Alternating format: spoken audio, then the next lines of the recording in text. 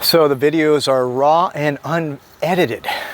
So you're going to see some mistakes.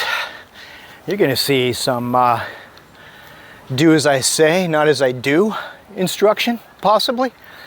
I'm trying to do it too. It's not easy. I think I get my mechanics right most of the time.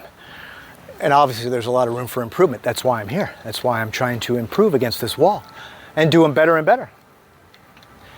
How crazy is that? That guy has the same ringtone as my phone. Look, there's a bird. Okay, here we go. Let's get some forehands going.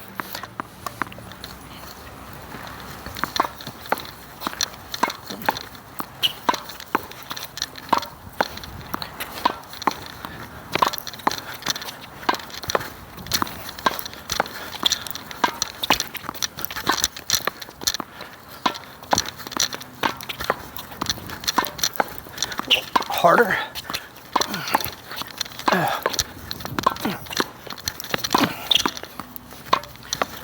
Regain control. It's not easy. You got to be able to stretch when you don't set yourself up.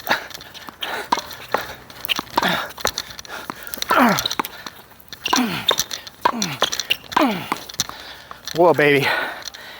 That's hard work. I actually have pretty good volleys. They're better than my groundy, I think, where I like them better. All right. Probably shouldn't have dead time. All right. Next step. I'm doing this on purpose because I want to see my recovery time after a good workout, after a little burst, after a sprint. Because the game of tennis is an aerobic, anaerobic exercise. You crank your heart rate up because you go on a burst of intensity and focus to try to hit a quality shot, a penetrating shot, and then you take little breaks. And you got to regulate that climb and fall so it's not so steep. And when you're getting back in tennis shape, at first those valleys are steep. Now, all right, I got my breath back. So this is part of the training. I want to do this, I want to build up to this where I'm doing it a few times in a row. Leading up to league play, I'm involved in league play on Saturday mornings and we're having fun. Our team's 4-0. We're building a team to create a team for the spring that I want to captain on to Playoffville. I did it many years ago on the first team I captained here in this area. And we went to the Aiken playoffs in our first year. And this year, I like our chances better because I'm a lot more into it.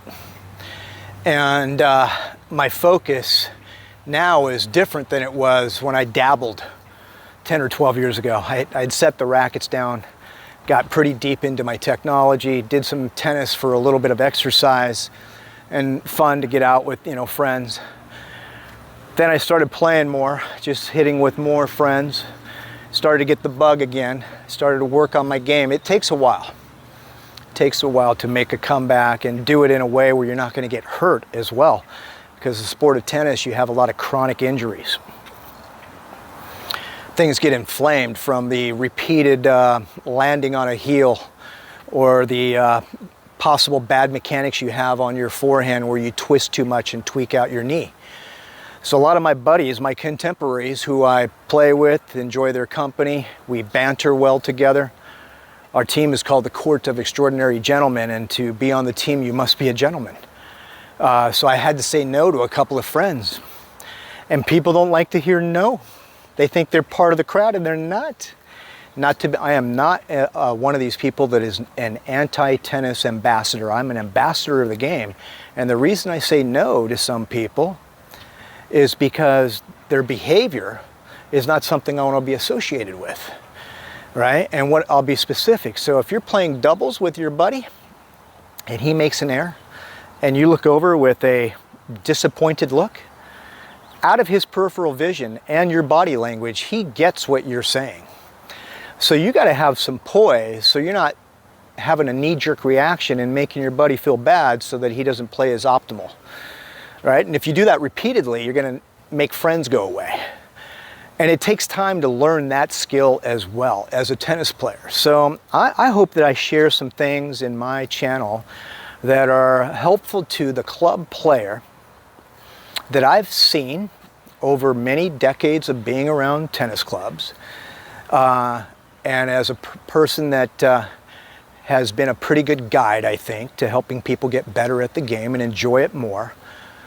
From 6-year-old boys that I'm teaching right now to I have a 9-year-old little prodigy that's super amazing, and she's got a very good heart and balanced mind. She's not a wackadoodle. I don't take on wackadoodles, okay? And I don't promote wackadoodle tennis instruction. I want people to enjoy the game, but also know the code of conduct. People walk onto a tennis court and go play with their friends, and they act like apes. Bad calls, a lot of bad behavior can happen, and then afterwards they want to go have lunch.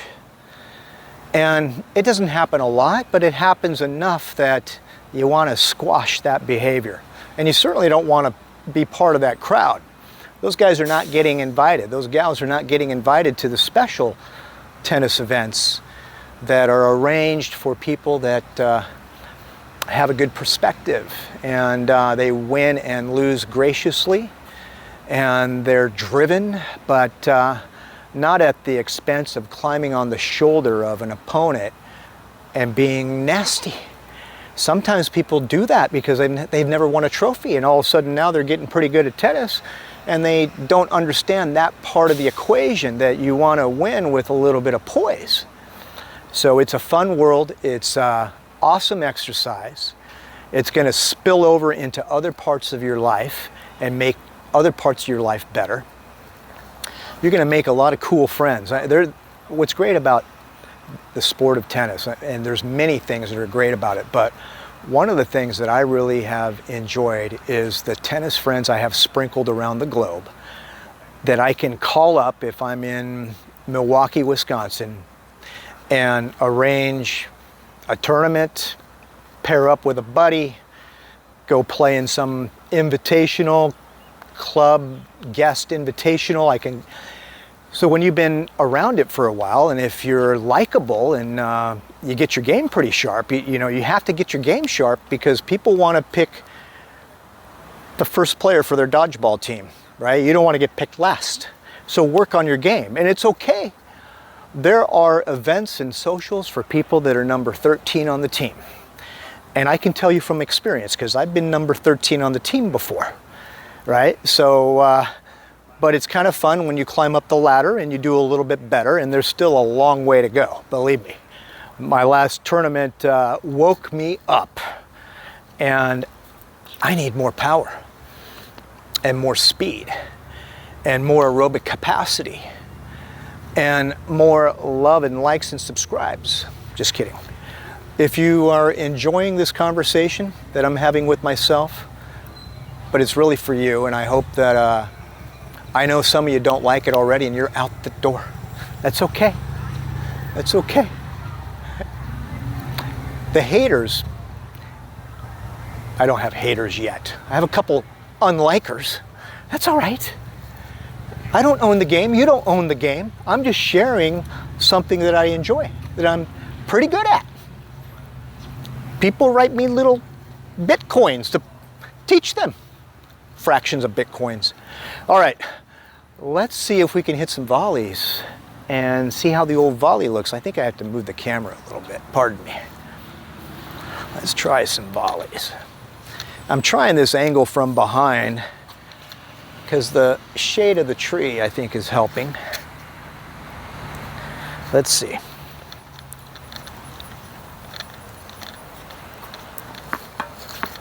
Off the, let's get it into the green circle, huh? I know I'm not stepping into it yet, and I tell everybody step into the shot. You try to step into it if you can. If you can make a little time, get the feetsies moving. How about some half volleys? You gotta have a decent half volley. You gotta get away from the ball, and then you gotta go to the ball. And you try to keep the racket head above your wrist.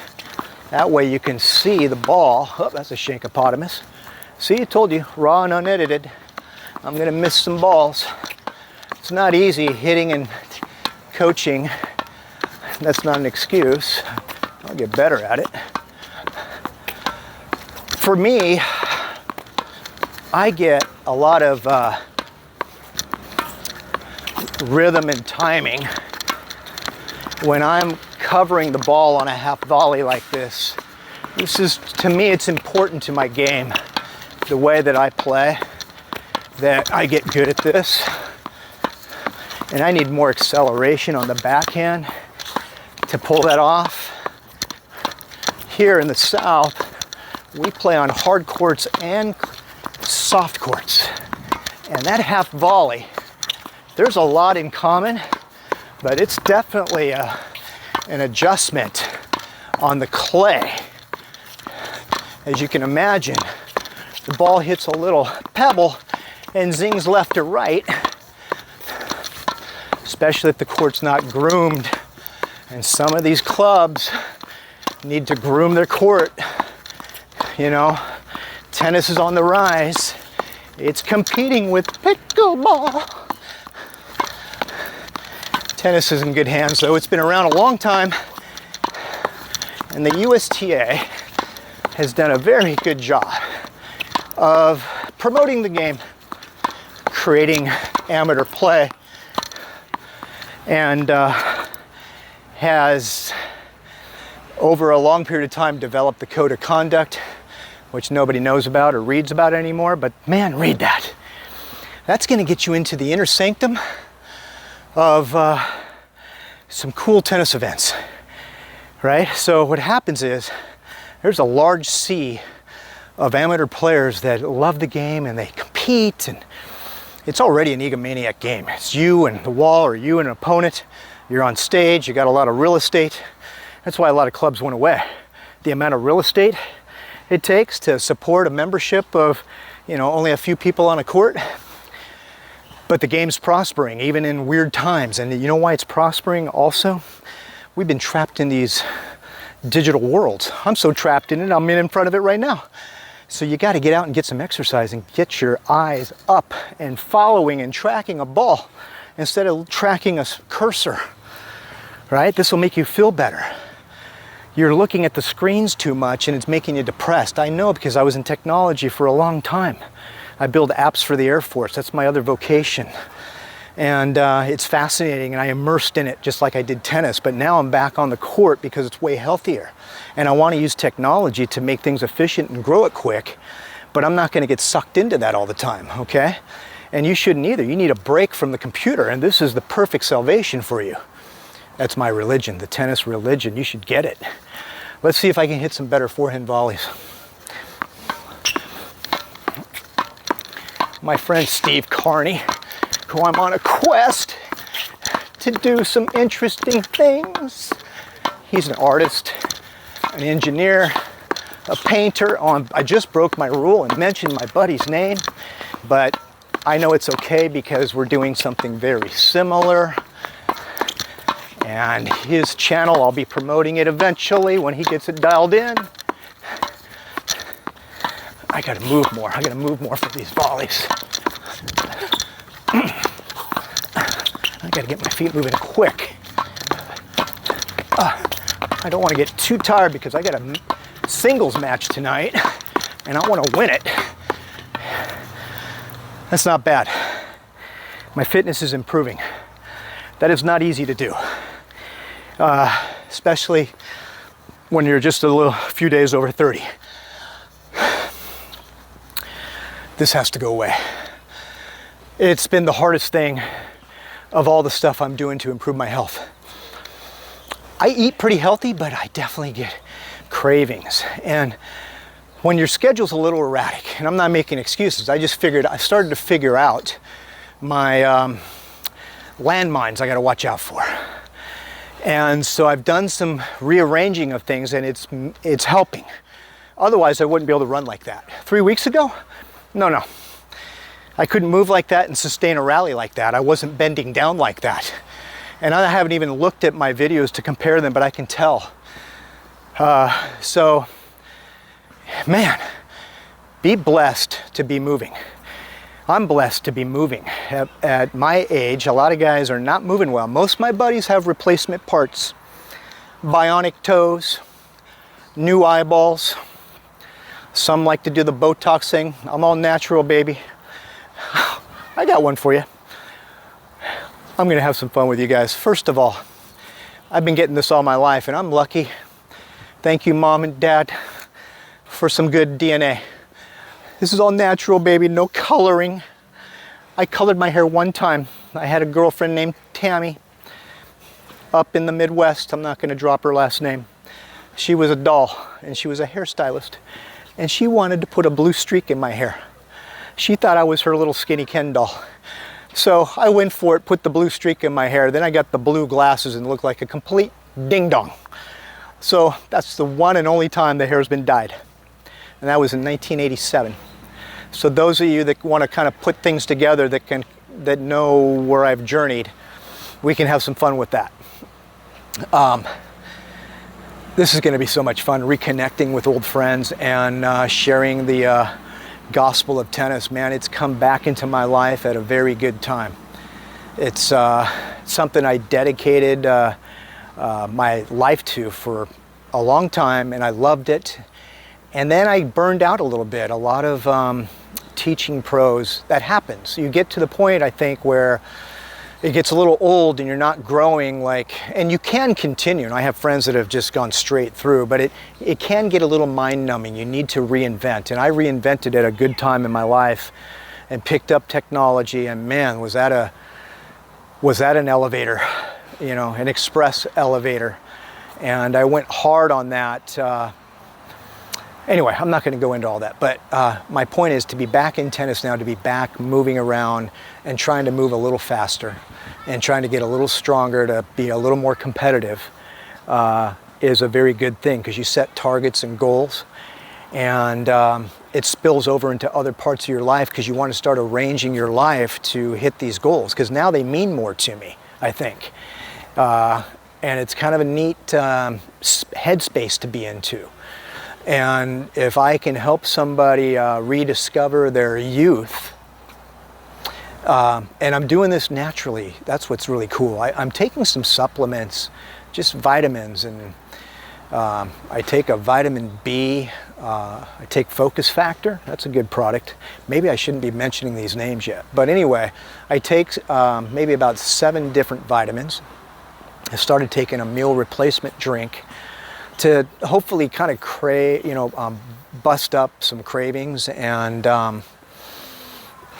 it's like a mild fasting. It has a mild fasting effect, because I don't need you start to really recognize, I think, the habit of eating when you're driving home from playing a match, but you're not hungry, but after you play a match, you should go get some food. And so to have that all of a sudden become conscious, so that you can decide, hey, I'm not just going to go to a place where I go to get food. Maybe I'm going to have an appetizer. Maybe I don't even need that yet. So that's pretty cool to have that happening. And I think that's partly because of the commitment I've made to, I want to do well in tournaments again. The USTA is so cool, and they have it in Europe too with the ITF, but you can pick out a tournament or a league that is suitable for you, and then work toward that and find out who your compatriots are that you're playing with, and and you'll get a measure of where you sit in that sea. And you can decide if you want to be more at the top of that pack, or if you're comfortable in the middle, or if you're comfortable at the bottom of the pack, because tennis is one of 10 activities you do. That's all cool too. And that's what's great about it. You can participate as much as you want.